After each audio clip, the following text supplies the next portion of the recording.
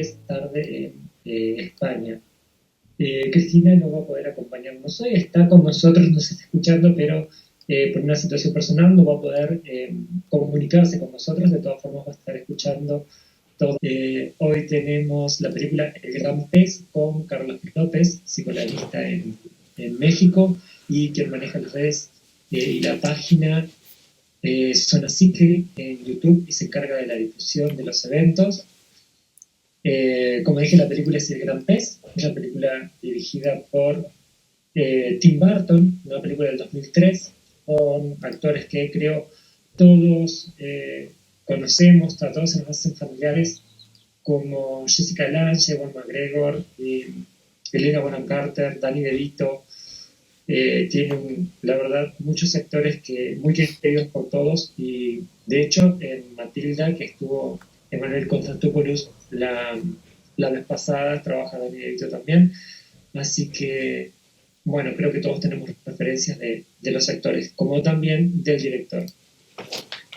Voy a leer la introducción que hizo Cristina en la difusión de la película, como para ponernos más o menos en tema. La recomendación del libro era comer o no comer, y ahí el dilema.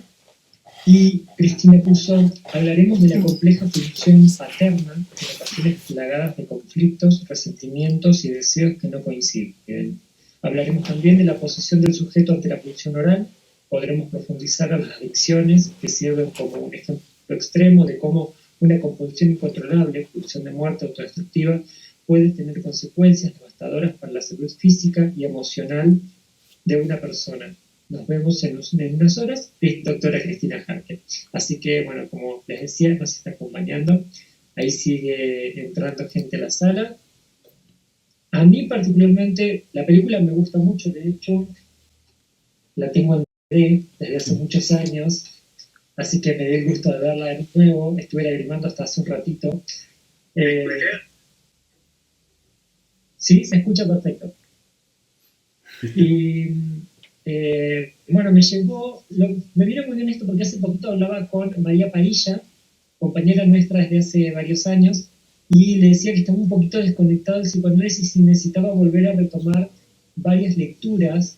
Y me vino muy bien esto, Carlos, muchas gracias por esta película, porque me encontré con lo que había sido para mí introducción al psicoanálisis, ¿no es cierto?, en esta película en particular.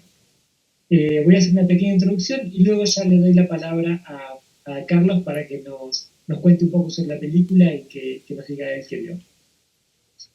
El psicoanálisis se encuentra ante el ser con una respuesta atroz, diría, de que el ser es un significante en falta.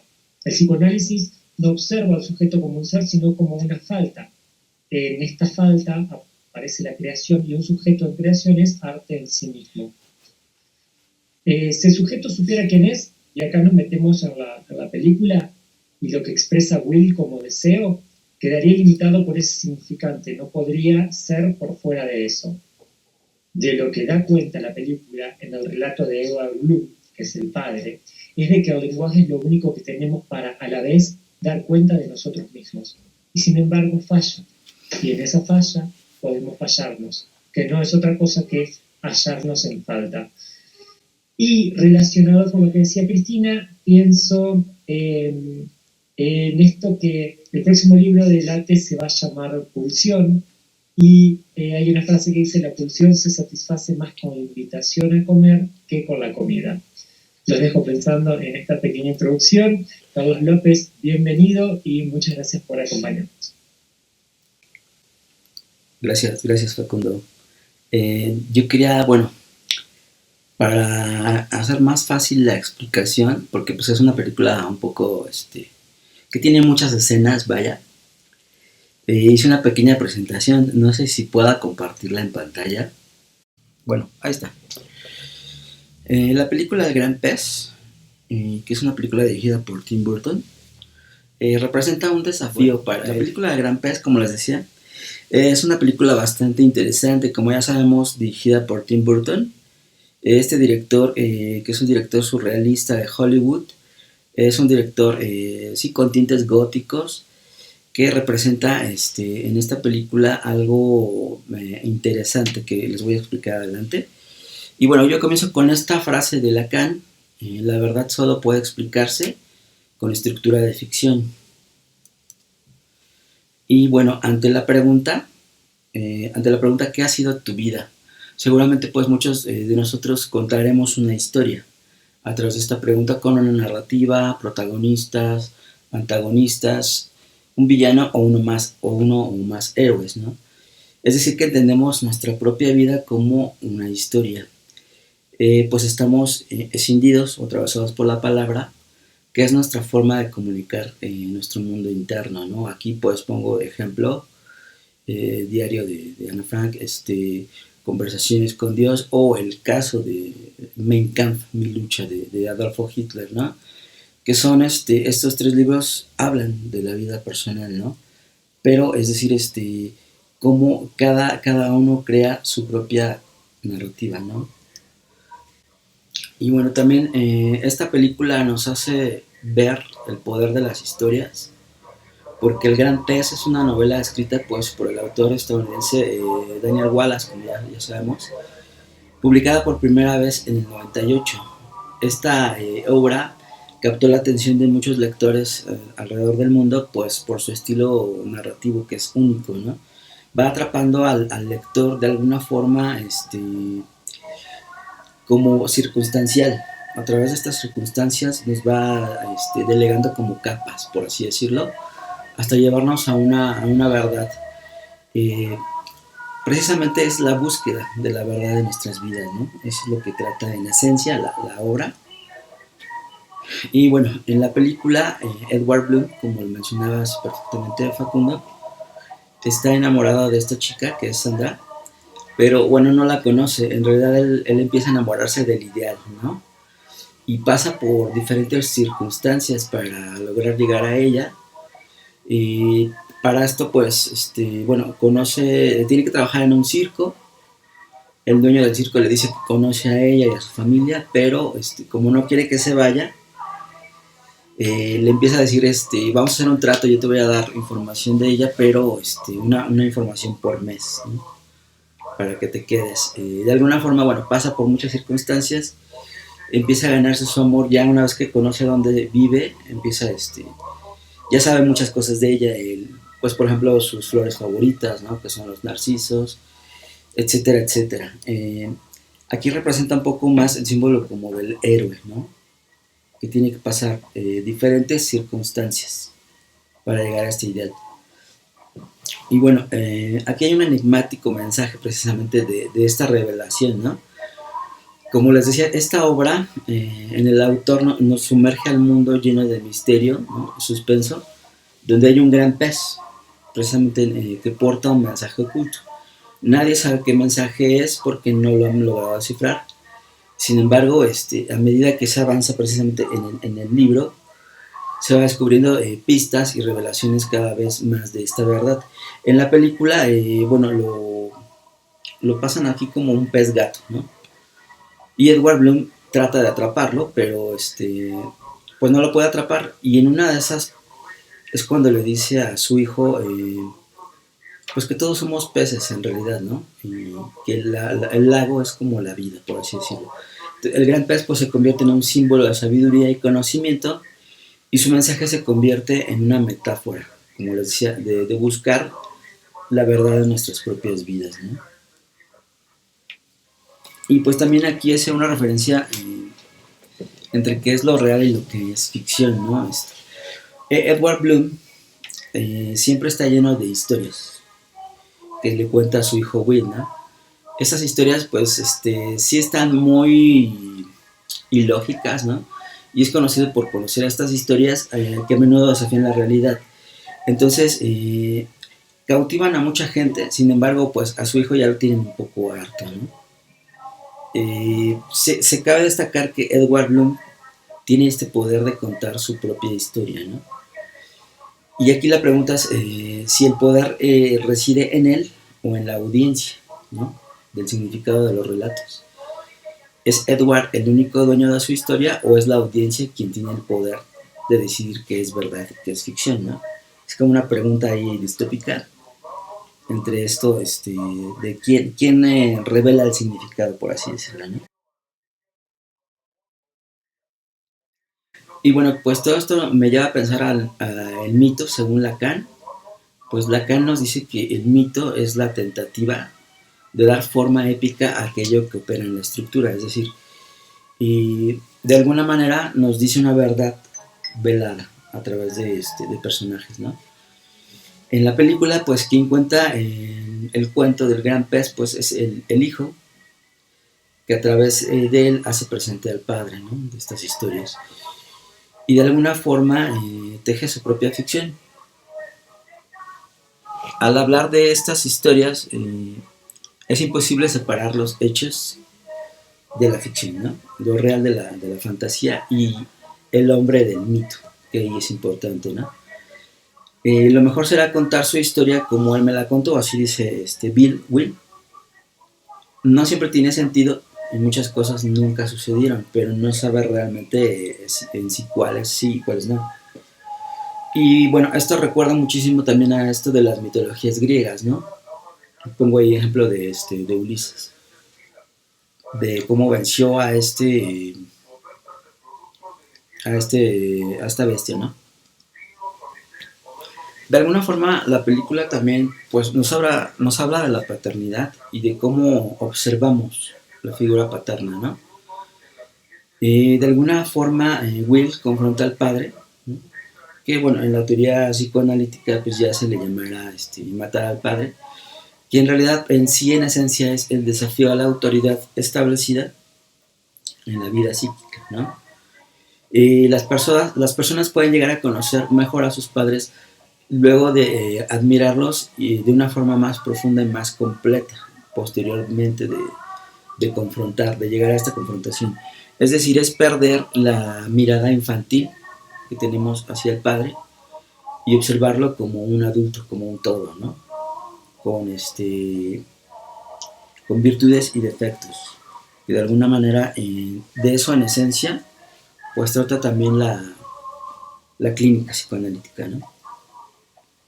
Y bueno, la historia es un poco compleja porque son historias que cuenta el padre a su hijo Will, como les decía, pero que se las tiene contando desde niño, ¿no?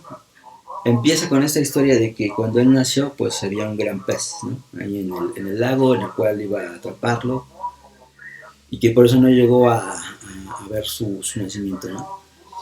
En ese día, él le comenta que para atrapar a una mujer difícil se necesita un anillo de bodas, ¿no? Como anzuelo.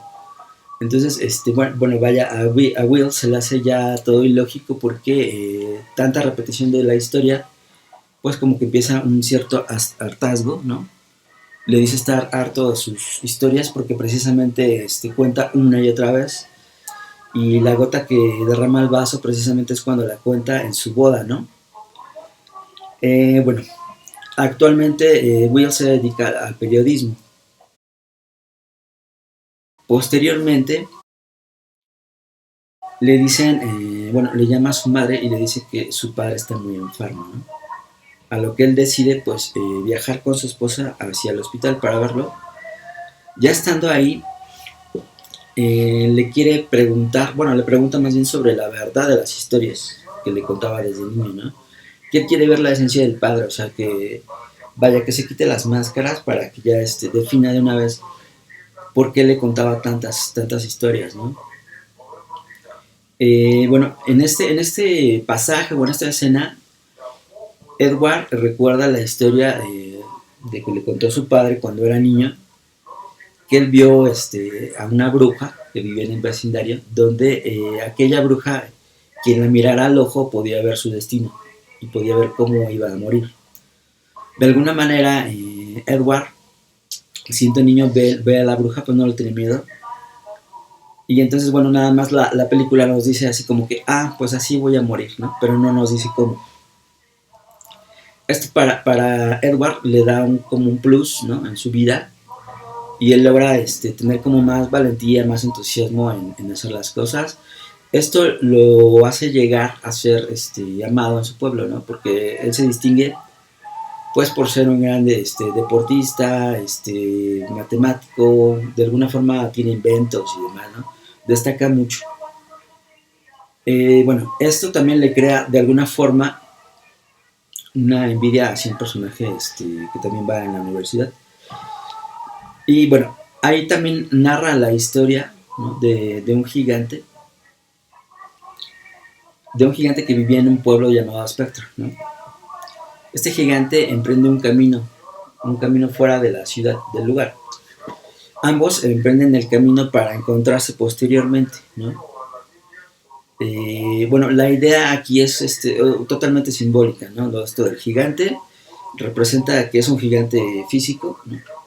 Y a Edward Bloom, que es como un gigante en cuanto a ser, ¿no?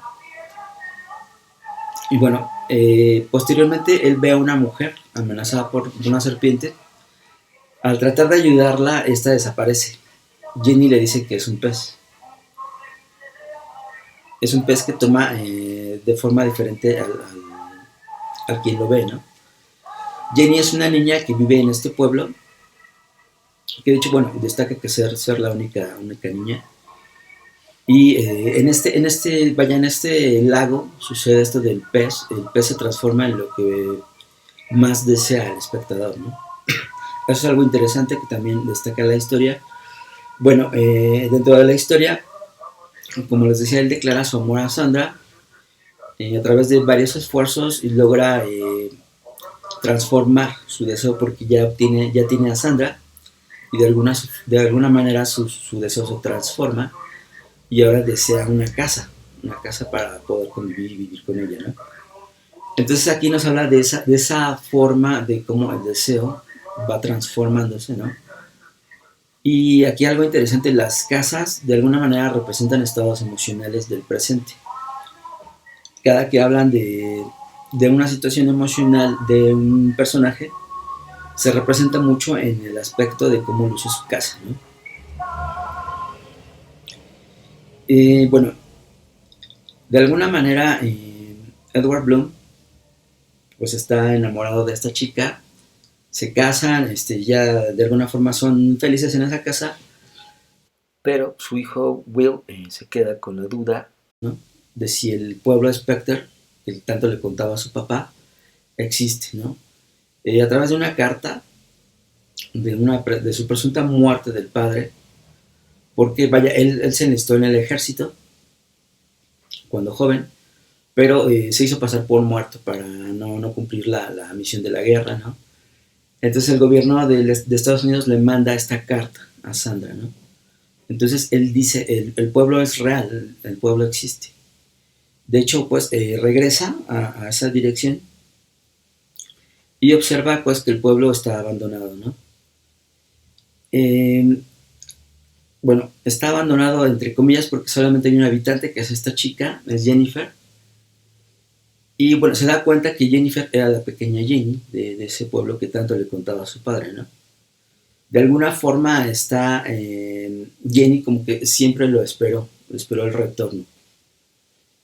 Y bueno, de alguna forma como que le declara su amor, pero él la rechaza porque pues está comprometido con Sandra, ¿no? Ya en los últimos días de vida del padre, llega un doctor, que este doctor tiene que ver con la historia de la familia porque vaya, es como el médico familiar, ¿no? Y Edward le pregunta, Bill, el hijo, le pregunta al doctor sobre el día de su nacimiento. A lo que el doctor pues le responde, ¿no? Que su padre no fue a su nacimiento por estar en el trabajo, ¿no? Y que él, de hecho, creaba todas estas historias pues como para de alguna forma conectar emocionalmente con su hijo. Y asume Will que todas estas historias en realidad eran por él, ¿no? Las hacía por él. Se comienza a separar de alguna forma el mito del hombre, el mito del hombre hacia el padre, ¿no? Y observa al padre como un todo. Y bueno, Edward le regresa su historia de alguna forma antes de morir. El padre pues le pregunta a Will, cómo fue la visión del ojo de la bruja, ¿no? A lo que él responde, pues es que eso nunca lo supe, nunca me lo contaste, ¿no? De alguna forma, en el imaginario nos colocamos para enfrentar la verdad. El padre, de alguna manera, colocaba estas historias fantasiosas hacia su hijo para, de alguna forma, llenar ese hueco, ¿no? De su ausencia, de la ausencia, de la ausencia que tenía como padre, ¿no? Y bueno, antes de morir, Will le regresa su historia a Edward Bloom y le dice, mira, de alguna forma vamos a escapar al lago, ¿no?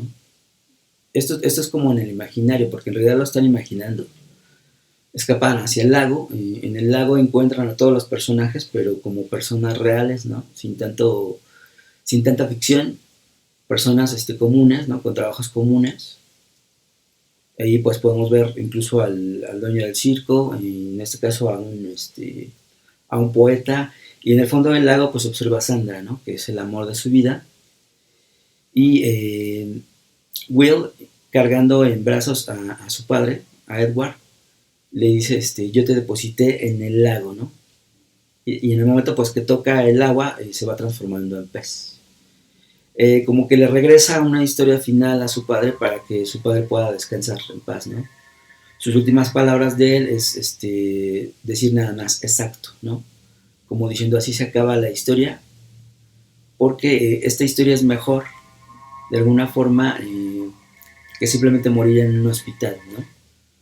Entonces, de alguna manera, le regresa esta fantasía hacia el padre, que lo hace morir de alguna forma más en paz. Y bueno, el pueblo Spectre es un lugar misterioso que ha capturado la imaginación de muchas personas.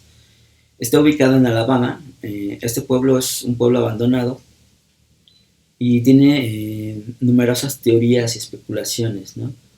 Lo más intrigante de Spectre es su origen desconocido. No se sabe exactamente quién fundó el pueblo ni por qué fue abandonado, pero muchos creen que fue construido pues por alguna secta, ¿no? Religiosa. Otros dicen que fue por un set de una película que abandonaron. Bueno, el chiste es de que ese pueblo está ahí y de alguna forma es lo que hace más animático a Spectre, pues es su apariencia, ¿no? Sus calles vacías, silenciosas, lo que da un lugar como fantasmal, ¿no? El pueblo Spectre ha traído a muchos curiosos y aventureros. Algunos vienen en busca de respuestas, otros vienen solamente a experimentar la sensación de estar en un lugar abandonado y enigmático.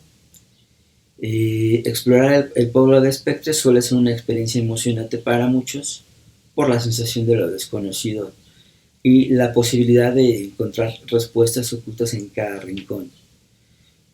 De alguna forma, bueno, el simbolismo de este pueblo representa lo que es en la teoría de la fantasía fantasma, ¿no? Este pueblo, por su nombre, incluso ya nos los dice un poco, ¿no? El fantasma es tejido por lo imaginario y lo simbólico, de alguna manera tapa lo real, lo que no puede ser dicho y es traumático. Si recordamos un poquito esta teoría, ¿no? Del objeto A en tanto perdido, tratamos de encontrarlo en un objeto A imaginario. De alguna forma es como un espacio que nos protege de la angustia, este espacio imaginario, ¿no? Que de alguna forma soporta la realidad. Cuando nos enamoramos, pues ahí está el fantasma, ¿no? Es una especie de zona de confort y que, bueno, ya dirá Lacan, la falta nos hace caminar en el mundo, ¿no? Y este símbolo también de caminar lo representa en la película, pues porque Edward Bloom se le observa siempre caminando, ¿no? A través de las veredas o los pueblos. Y bueno, el pez es utilizado como un símbolo en la película, que bueno, yo lo traduzco como el pequeño objeto A, ¿no? El deseo cambia según lo atrapes, por así decirlo, ¿no? En cuanto más lo crees que lo tienes, es menos estático, es más, ¿no? Vaya, es como un pez que se te va de las manos, logras obtener algo y después quieres otra cosa. es ese pequeño objeto A, el cual difiere entre una persona y otra, nunca son iguales, y de alguna manera lo representan con pues sí, con el gran pez, ¿no? Porque es un símbolo misterioso que según habita en ese lago, ¿no? Y bueno, aquí pues nada más hago referencia a que pues el hombre es narrativa, ¿no? Desde las pinturas rupestres tenemos la necesidad de expresar las narrativas, aquí en este caso pues eran visuales, ¿no? Después pues aquí pongo los códices, algunos códices de México, y pasando aquí por un ejemplo de los jeroglíficos egipcios, ¿no? Es decir, siempre hemos tenido la necesidad de contar una historia, inicialmente pues a través de la gráfica, porque era como para trascender hacia otras generaciones. Actualmente estas formas de comunicarnos a través de la narrativa pues ya han cambiado, ¿no? Incluso, bueno, lo que ya conocemos, la invención del libro, ahora transformado en libro digital, que nos ha transformado grandes historias. La historia de la humanidad pues no sería la misma sin Don Quijote, sin estos grandes como William Shakespeare, ¿no? Que actualmente pues destacan, por ejemplo, Dan Brown, ¿no?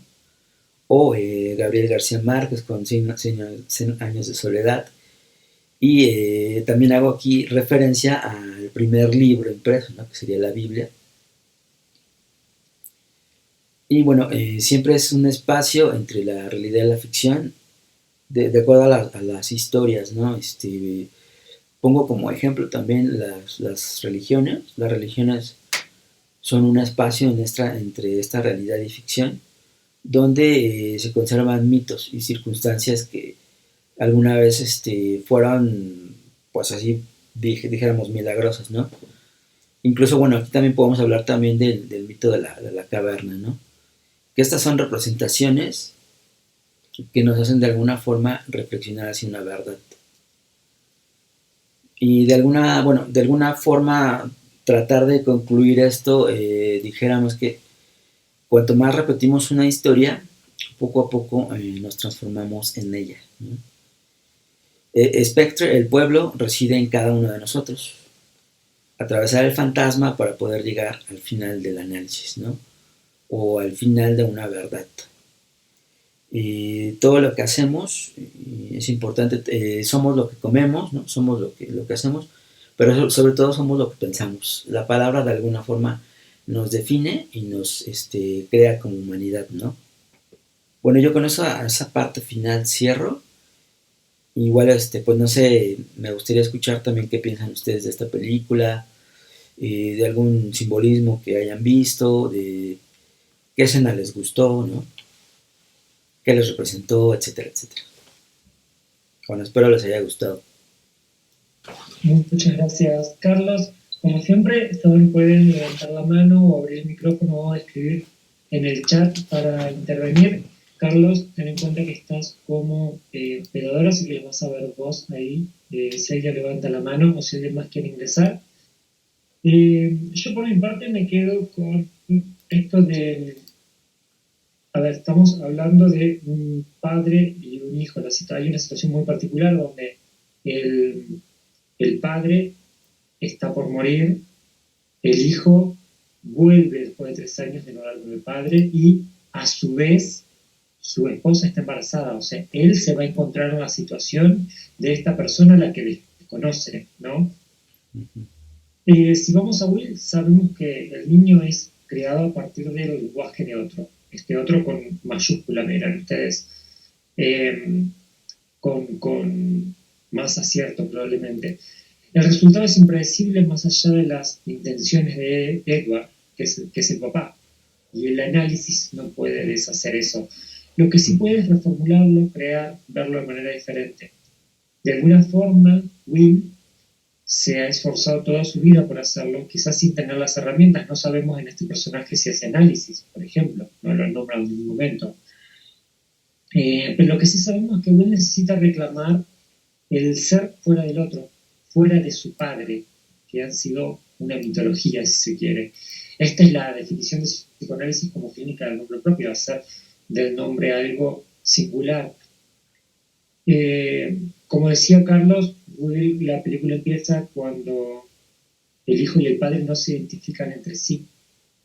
eh, Will no se encuentra en la historia de su padre. De hecho, cuando cuenta la historia de la boda, Will le dice que él no es nada dentro de la historia de su propio nacimiento, él prácticamente no aparece. Ujú. Lo que queda pendiente dentro de la historia de Will, y acabamos estructuras, es la base del discurso histérico tejido en un cuerpo. ¿Qué soy para papá? ¿Qué quiere de mí? Y lo que se traduce en qué me quiere. Will va a llegar al lecho de muerte de su padre con la misma exacta pregunta. Va a buscar, aún en ese momento, a este otro que lo complete y que le dé la respuesta. Will es un niño preguntando continuamente por qué, poniendo en evidencia a este gran otro en la posición de supuesto saber que debería ocupar el padre. La estructura es neurótica histérica. El quiebre se da con el padre, le, le da esta respuesta: yo siempre he sido lo que soy y siempre dije la verdad. Y la pregunta se transforma en Will, en este ¿por qué creo yo que? Creo que quizás Anna Rapp, que es filósofa, nos puede ayudar en este punto, porque, si no me equivoco, es una premisa socrática entre ironía y mayéutica. Este por qué, y este otro, ¿por qué creo yo que? Llevado directamente al pueblo espectro de vuelta y escuchando una versión intermedia y aceptable que concurría con la de su padre en las palabras de la Jenny adulta. Creo que este es el punto de inflexión de la película, donde de repente estamos llegando al final de la película, donde decía Carlos López que se pone a contarle a su padre una nueva versión, o una versión más aceptable de la muerte, ¿no es cierto? Creo que es Jamie donde funciona esa magia y que conjuga una parte de realidad, ¿no es cierto? Yo intenté ser la amante de tu padre, con una parte de fantasía, por ejemplo, en el gigante enderezando la casa, o el padre volviendo a la vida, todo eso. Eh, bueno, como dije antes, los escuchamos. Espero que hayan disfrutado de esta intervención. Hola Facundo, ¿cómo estás? ¿Cómo estás? ¿Cómo estás? No me pasé esas postas porque te va y nos vamos a la mierda. No, quiero suscribirme a la historia. No por nada Tim Burton está inscrito en las corrientes surrealistas, ¿no?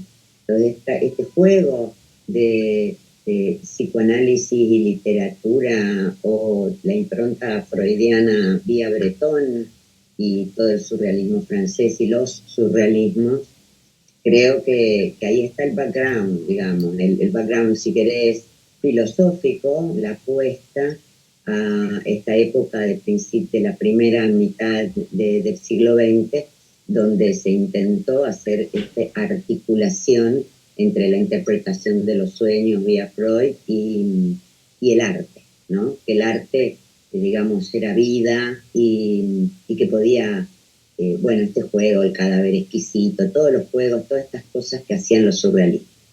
Creo que Tim Burton está en esa línea, aunque a partir de los 40 el surrealismo se convirtió en arte moderno, ya dejó de ser vanguardia.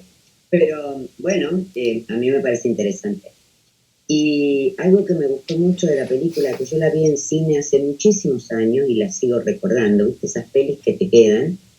Y fundamentalmente me quedó porque fui en compañía de un varón, amigo, que era un hombre adulto, joven pero adulto, y lloró toda la película. Lo conmovió, y sabiendo la relación que él tenía conflictiva con su propio padre, creo que la película muestra eso, esa cosa de la conflictividad y esto que no me sale la palabra correcta, lo paradójico y el tema de caer en las contradicciones y el no comprender el mundo del otro, que lo ofrece de una manera, esta cosa del gran otro, el tesoro de lo significante. Él fue libidinizado de esa manera. Este muchacho, el padre lo libidinizó de esa manera. Y entonces lo recubrió, le habló, le contó. Lo que pasa es que, bueno, en la propia historia el chico va creciendo y quiere creer en una realidad diferente, no la realidad que le mostraba el padre. Y entonces tiene ese conflicto. Y que, como vos decís muy bien, ahora él también va a ser padre, va a ser el que va a liberalizar a otro cachorro humano. Entonces, la historia se iba a repetir, y esa articulación, esa combinación entre realidad y ficción, creo que es lo que nos acompaña siempre y nos permite vivir. Si no, sería tremendo, ¿no? Uh-huh. Así es bastante interesante eso que mencionas, Ana, porque, bueno, las historias que le contaba el padre de alguna forma era como para tapar esa ausencia que tuvo con su hijo, ¿no? Y de alguna forma, Will, al ser padre, sigue esta tendencia también de contarle a sus hijos, pero ubicándose también un poco más en lo real, ¿no? Sí, bueno, pero esto que vos también marcás, me parece que también es algo que puede pasar cuando divinizás desde lo ficcional y las historias. A veces sucede, y cuento una cosa personal, pero como ejemplo, el tema del Papá Noel o el Santa Claus y toda en una época de la infancia de mis niños, no, el papá se disfrazaba, salía del techo, se armaba un acting impresionante gastando un montón de plata y toda una cosa. Cuando una de mis hijas descubrió que no era así, me increpó, se enojó conmigo porque ella defendía la existencia de los Reyes Magos y de Santa Claus en la escuela, creyendo que estaba en la verdad. Uh-huh. Después, y se enojó mucho tiempo conmigo. Una pavada, digo, pero que eso, ¿no? Que uno cree que está haciendo algo maravilloso, dándole vuelo a su imaginación y a creer en las fantasías y en las ilusiones. Y por ahí hay chicos que no responden a eso. Así es. Sí, es muy interesante eso, ¿no? Bueno, de hecho Freud lo establece un poco en el porvenir de una ilusión. Donde habla de estas cuestiones, ¿no? De cómo el amor, precisamente el amor en el adulto, pues es también esa cuestión de alguna forma fantasmática, ilusoria, que nos lleva a enamorarnos, ¿no? No podríamos vivir tampoco sin el fantasma, al 100%, porque pues no. Seríamos robots prácticamente. De hecho, creo que está muy bien representado al momento en que, en la película, de hecho, el momento en que Edward empieza a conocer a Jenny, pero a la vez se da cuenta de que no la conoce en absoluto. O sea, sé que flores le gustan, sé que va a la universidad y que lee, pero ¿quién es? ¿No? Uh-huh. Que de todas formas Jenny se lo dice después y él le dice, tengo toda una vida para conocerte, pero también está esta idealización, ¿no es cierto? Claro. Y representada en forma gráfica y en forma real, ¿no es cierto? Creo que la película en todo momento juega con esto de, por ejemplo, en ser un gigante en un pueblo, y entonces la oferta que le pueden hacer a un gigante en un pueblo es salirse de ese pueblo porque está para cosas más grandes. Exacto. Y luego cuando llega el circo, tener esta desilusión de decir, yo era un gigante en mi pueblo, pero acá ya no, que es lo que le dice Danny DeVito, el dueño del circo. Ajá. Le dice, bueno, acá no sos nadie, no te da el target para conseguir la chica acá, porque este lugar es más grande que vos, entonces tenés que volver a rehacerte. Y hay una cuestión continua vuelvo a lo que decía Cristina y a lo que decía al principio de la presentación, hay una cuestión constante de esta pulsión de muerte en el personaje. Hay una excusa que es ver su muerte en el ojo de la bruja, entonces él sabe que no va a morir, ¿no? Sin embargo, está esta exposición constante al bosque oscuro, al camino peligroso, a ser disparado por un cañón, a poner la cabeza dentro de los dientes de un león, a dejarse golpear Exacto. también, como la conoce Jenny. Esta exposición constante está y forma parte del personaje. Y de repente, si hay algo que no podemos saber qué tan real es cómo fue la historia real con la bruja en, en ese personaje, cuál fue su historia con la bruja, ¿no? Sí, es lo que no Porque sabemos. si vamos a la realidad, nosotros podríamos decir, él no puede saber cómo va a morir, entonces ¿de dónde viene toda esa seguridad de que no le va a pasar nada? Ajá. Pero si hay una historia que no se ve explicada en ningún momento, es esta historia con la bruja del pueblo, ¿no? Y que es de donde arranca toda la osadía del personaje. Exacto. Y hay algo interesante que mencionas, porque, por ejemplo, Tim Burton es muy dado a esto de los colores muy extravagantes, por un lado, y colores muy apagados, para representar, por ejemplo, el mundo de los muertos. En muchas de sus películas los representa con estos colores muy vivos, ¿no? Muy vivaces, muy... Y el mundo real, por así decirlo, es muy lúgubre en sus colores. En esta película también representa a Spectre con esos colores muy vivos, ¿no? Muy acentuados. Incluso también menciona la película que la comida sabe exquisita en ese lugar, ¿no? O sea, habla de esa cuestión como si fuese como alcanzar la perfección del deseo. Y eso nos sabemos que es un imposible. Y de alguna forma él lo demuestra diciendo, pues me tengo que salir de aquí, ¿no? Yo nada más vine como en esta travesía, que precisamente es como esa referencia a atravesar el fantasma, ¿no? Que es interesante el cómo lo puede representar una película. Creo que Spectre también representa un poco lo colectivo, ¿no es cierto? Esto, a ver, la conciencia colectiva es como muy difícil y como acartonada, la siento yo, pero quizás si lo pensamos en el pueblo, a partir de que él se va, en realidad la gente empieza a buscar otra cosa, ¿no es cierto? Una afuera. Uh-huh. De alguna forma creo que Jamie lo hace culpable de eso cuando se vuelven a encontrar, ¿no? Vos te fuiste y a partir de que vos te fuiste se empezaron a ir todos. Exacto. Que de hecho se encuentra con el poeta y le dice, el poeta le dice, empecé a recorrer el mundo porque había algo más aparte de Spectre, pero también podríamos tomar Spectre como este colectivo donde todos estaban convencidos exactamente de lo mismo, ¿no? Uh-huh. Y bueno, el quiebre, la ruptura la produce este personaje al que inclusive lo idílico le quedaba chico.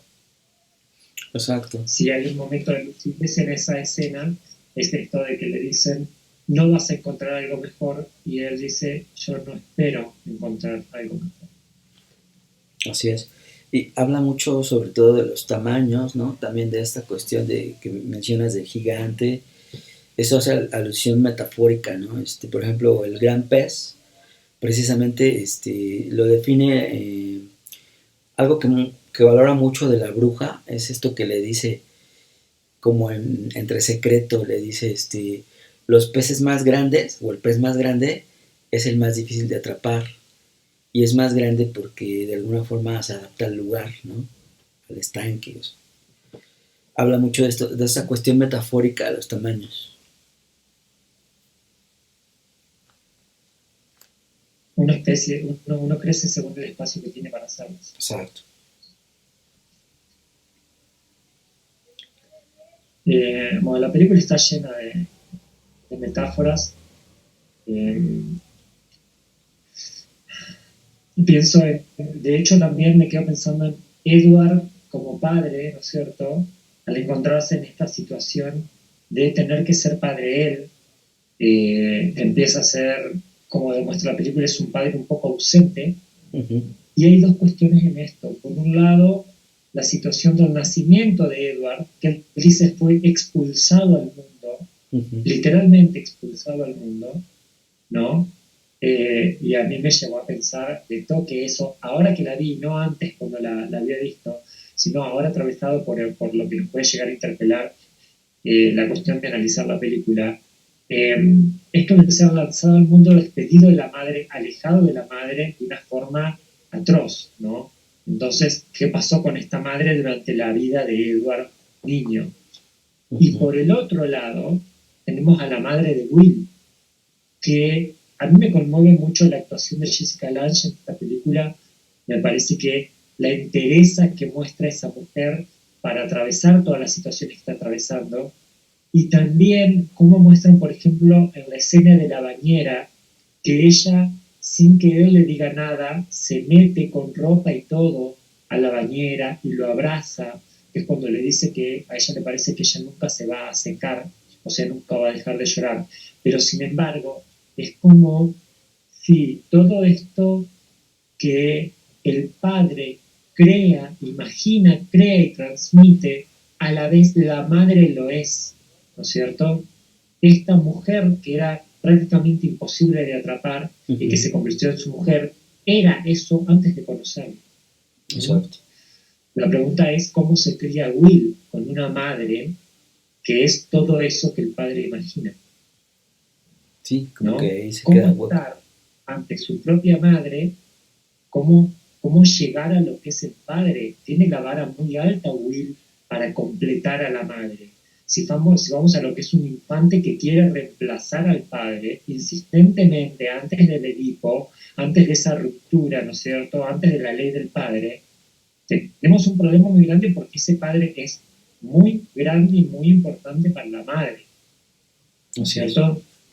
Entonces, creo que, de hecho, leí una crítica en algún momento de esta película donde decían Will busca la realidad y se hace periodista para buscar la verdad, simplemente porque es exactamente lo opuesto a lo que hace el padre. Sí, exactamente. ¿No? Es como un retrato de la realidad tal cual periodística, ¿no? Que eso sí lo había notado, y también el cómo se ocupa de contarles historias a sus hijos, pero sin ser tan exagerado como el padre, ¿no? Es decir, como que ubicando cada espacio en su contexto, por así decirlo. Esa parte también es interesante porque, bueno, si nos ponemos a pensar, todas las familias tienen una historia, ¿no? Vaya, tienen como su propia novela familiar, por así decirlo. Y estos relatos a veces van de la abuela hacia los nietos, ¿no? De la tatarabuela. Es decir, siempre hay alguien que nos cuenta esa historia. Y como decía, por ejemplo, Ana Rapp, actualmente pues sigue eso de alguna forma con Santa Claus, con el ratón de los dientes, ¿no? Cuestiones que les contamos a los niños fantasiosas y les hacemos creer, sí, una ilusión, pero en algún momento pues tienen que confrontar el hecho de que eso no existe. Habrá quien lo pueda confrontar correctamente, habrá quien no. Igual imagino en los niños el caso de Santa Claus. Yo tuve el año pasado, mi sobrina tenía 6 años y una maestra en la escuela le había dicho que Santa Claus no existía. Una maestra. Una cosa inaudita, les dijo que Santa Claus no existía. Cuando vienen acá, vienen de visita y subimos a la terraza y en el horizonte se ve una línea de pájaros y mi papá le dice que ahí va Papá Noel con los renos y todos, y mi sobrina lo mira y ese fue el momento en que volvió a creerlo, ¿no? Claro. Y en ese mismo momento que yo vi esa magia, que fue hermosa, también me cuestioné qué va a decir cuando sepa que le mentimos de tamaña forma. Ajá, ¿no? También te pones Pero vamos a otra cosa un poco más seria y que puede choquear de una forma diferente. Un adolescente que se enfrenta con el hecho de haber sido adoptado, o un adolescente que se encuentra con el hecho de que su padre o su madre no son su padre o su madre. Una persona adulta que se encuentra en situación de que se entera de que fue apropiado de niño. Por ejemplo, pienso el caso de nunca tuve papá porque murió de joven y que ese padre se haya suicidado, por ejemplo. Ese tipo de situaciones nos va a llevar, inclusive de esta desilusión y este berrinche que puede llegar a ser un niño y que es muy difícil, como lo que le pasó a Ana y como lo que espero que no me pase a mí con mi sobrina, Ajá. a otras situaciones muy difíciles de enmendar porque hay un fantasma cierto y hay un fantasma muy vivo y muy real de esa situación y que es muy difícil reformular, ¿no? Uh-huh. Como decía, de hecho, al principio en la introducción, esto de que eh, hay un relato que nosotros sabemos, ¿no es cierto? Y que Uh-huh. consideramos cierto y que no podemos deshacerlo. Es el relato con el que venimos de esa voz del gran otro, eso, ese lenguaje que nos tejió como sujetos, Así es. ¿no? Y es muy difícil defenderse después de eso. ¿Mm? Se lo sabrás vos, Carlos, como psicoanalista, más que yo como mediador acá de pensar el cine. Pero la verdad que me parecen situaciones a enfrentar y que gradualmente, posiblemente, el niño se encuentra exactamente en la misma situación al encontrarse de que todo el mundo adulto le mintió en algún momento, Exacto. ¿no es cierto? Y Uh-huh. enfrentarse con esa realidad que de repente se destruye, como con un adulto que de pronto se entera de algo como que adoptado, fue expropiado o, bueno, el hecho de un suicidio, mi padre no me quiso o lo que fuera, ¿no? Este tipo de cosas de que luego se dan de grandes Sí, y es que, muy bueno, cierto, ¿no? pueden, Esa no cuestión es muy contenidos o cierta. sin la ayuda precisa pueden ser desastrosos. Así es, como no tiene mucho que apenas leí sobre una noticia de un padre de familia, ¿no? Que se entera que pues su hija no era su hija, vaya, ¿no? Entonces es complicado confrontar esa realidad a un nivel ya de adulto, pero es importante también lo que mencionas porque, bueno, desde niños pues vivimos con esa mirada de ese gran otro que en inicio pues es la madre, ¿no? Después se va transformando a otras personas, pero es decir, siempre vemos el mundo a través también de la mirada del otro. Y es por eso que es tan importante también conocer lo que, bueno, Lacan diría también lo que es nuestro propio deseo, ¿no? De alguna forma, bueno, la película pues también nos habla de esto, del deseo, porque, bueno, Lacan nos dice que pues somos seres en falta, ¿no? Siempre estamos en búsqueda de algo. Y ese deseo es lo que nos hace transitar por la vida, en realidad. Y sin el deseo estaríamos muertos, ¿no? Y de alguna forma, Justamente eso de... sí, No, perdón. sí, sí. Bueno, de alguna forma ya no es para cerrar esta cuestión. Este, bueno, Lacan nos dice que el mito es la tentativa de dar forma épica a aquello que opera en la estructura, ¿no? Es decir, en las sociedades como en los individuos también hay mitos. Actualmente, por ejemplo, se habla mucho, ¿no? De estas cuestiones de que incluso ni siquiera el hombre ya ha llegado a la luna, ¿no? O esas cuestiones de que han sido engañados de alguna forma porque quien gana la guerra cuenta la historia. Entonces, no lo sabemos en realidad, pero pues sí hay muchas cuestiones que trascienden a lo social también, ¿no?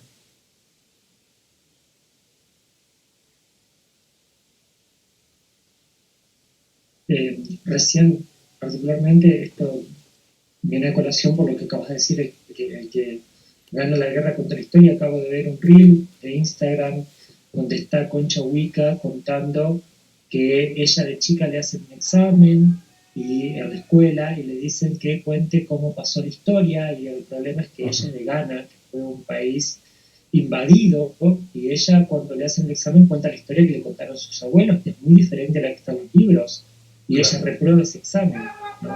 exacto. Entonces, de entrada, lo que cuestiona ella es qué nos están enseñando, digamos, que la verdad es la verdad del poder.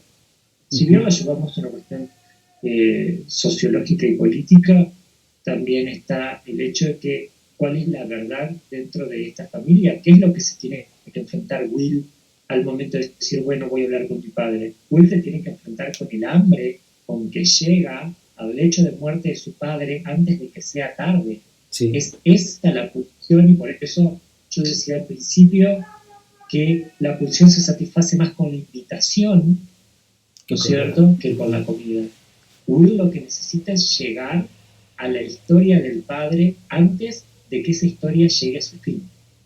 exacto. ¿Mm? Me parece que esa es la cuestión pulsional dentro de la película. Ujú. Eso es interesante, ¿no? Y bueno, también pasando por esa cuestión de, bueno, como decía en el rap, del surrealismo que maneja la película, ¿no? Si observas, pues las escenas en su mayoría son fantasiosas, pero están desde ese imaginario, ¿no? Desde ese imaginario del padre, pero posteriormente ese imaginario se pasa hacia el hijo, el imaginario del hijo. Y como de alguna forma ya lo aterriza un poco más, por así decirlo. Es decir, que siempre es, de alguna forma, lo que está establecido como fantasía, ¿no? De alguna forma fue implantado, pues, por el otro. De eso también habla un poco esta película, ¿no? Yo no estoy viendo comentarios en el chat. No sé si ves alguna mano levantada, Carlos. No. Bien. Bueno, podemos ir más o menos redondeando ideas, cerrando si nadie decide participar. De todas formas, hay tiempo, estamos re bien de horario, Claro. pero podemos ir concluyendo. Ana, decime. No quería decir nada. Solamente que es una de esas películas que no te olvidas, como Cinema Paradiso, Hiroshima Mon Amour, en diferentes situaciones, ¿no? Diferentes historias. Pero hay historias que te atraviesan, que te dejan cosas, y bueno, eso está buenísimo. Ya suma seguro. Así que un encanto, la verdad que me había olvidado, la había visto hace muchos años y terminé de trabajar rapidito y dije, no, quiero escuchar. Y de paso, bueno, saludarlos porque hace un montón que no los veo. Así que un placer. Gracias. Gracias, Ana. Bueno, gracias a vos, Ana, por participar, acompañarnos. La verdad que sí, yo también hacía mucho que no le veía. Y si hay algo que resalto mucho de este ciclo de pensar el cine, de la idea de analizar un poco las películas, es el hecho de que uno ya las mira de una forma muy diferente, atravesado por un acervo muy diferente. Yo tengo mucho cine, yo trabajé 10 años en videoclub entre los 20 y los 30 años. Antes trabajé en cines. O sea, he visto muchas películas y que las recuerdo de manera muy diferente a como las vuelvo a ver a esta edad, con este acervo y focalizadas a cierto análisis, ¿no? Exacto. Ni que hablar el valor que realmente le doy a pensar al cine, que es el hecho de escuchar el resto de las voces y cómo se piensa, las mismas cosas que a mí ni se me ocurren porque yo las tengo pensadas de otra forma.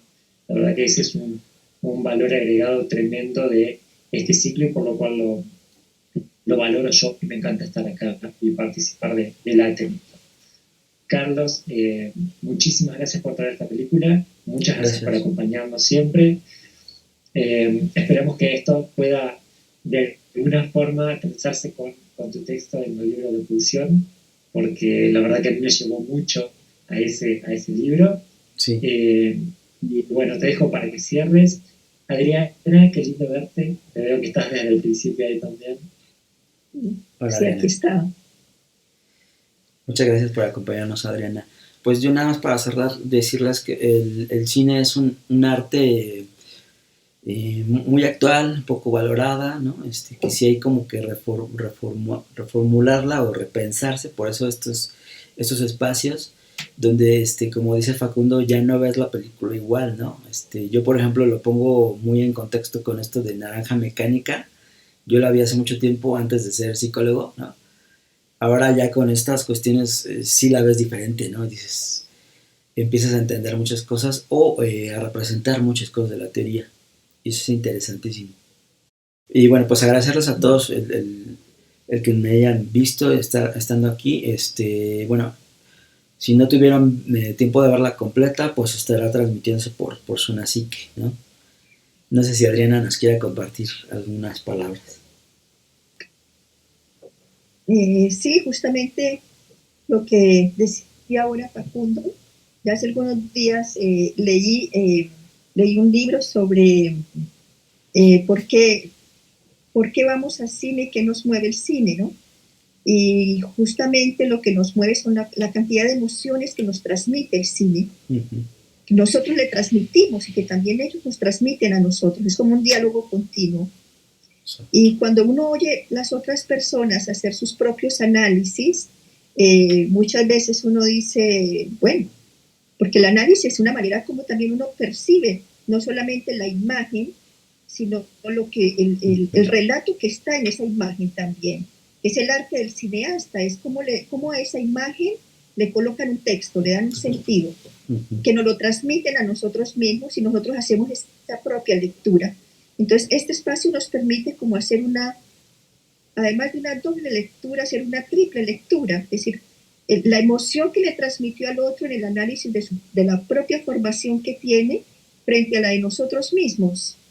Entonces uno dice, ve, le da más valor a esto que yo había pasado como por encima y lo enlaza uno con los otros, digamos, los otros análisis que uno había hecho de esa misma imagen.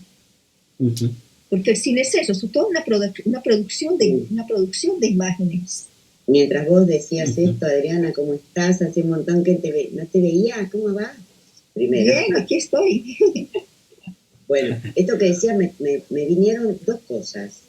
Me vino la rosa púrpura del Cairo y me vino también esto que decía Husserl el siglo pasado, que todos cuando vamos al teatro o vamos al cine compartimos de manera social y comunitaria eso que decía vos de las emociones. Y aunque sabemos que es Brad Pitt, lloramos igual si se muere. Sabemos que es un actor, pero compartimos esa ficción y lloramos y nos emocionamos. Es súper interesante cómo ese hilo en la humanidad funciona en esos espacios, ya sea en el cine, ya sea en el teatro. Eso es maravilloso, maravilloso. Y hasta misterioso, si querés, hasta misterioso. Sí, así es. Hay una propaganda aquí en Francia, han sacado una cadena de cine que se llama UGC, que es una de las cadenas de cine, digamos, más famosas aquí que hay. Han sacado varias modalidades para ofrecer abonamientos, ¿no? Entonces hay un abonamiento que se llama Dúo, donde uno invita a una persona y entra todas las veces que quiera cine. Hay otra que se llama entre semana, hay otra que se llama el fin de semana. Bueno, toda hay una modalidad para que la gente se abone y vaya mucho más a cine. Y una de las propagandas aparecen dos niñas y cuando termina la película, la una le dice a la otra, ¿viste lo que le pasó a ese señor? Entonces le dice, no, yo no vi lo que le pasó. Digo, ¿cómo así que no lo viste? Digo, no, porque es que el señor ya había desaparecido en la película. La otra le dice, no desapareció. Entonces las dos niñas aparecen alegando. Entonces la una le dice a la otra, ¿sabes qué? ¿Por qué no la volvemos a ver? A ver cuál de las dos tiene razón. Entonces decía que era la ventaja de estar abonado, ¿no? Y cuando yo lo miré, yo me reí. Yo dije, ve, qué buena manera de vender los abonos. Y resulta que cuando fui al cine a ver, hay una película que salió, que la estaba buscando aquí, que salió es un título bien extraño, nunca te conocí, espérese a ver si yo la encuentro aquí. Yo me la fui a ver con una amiga, y porque yo tengo el abono para dos personas, entonces me fui a ver esa película con ella. Aquí es, sin jamás sin jamás habernos conocido. Entonces nos fuimos a ver la película y cuando terminó la película le dije yo a ella, tan rara la película.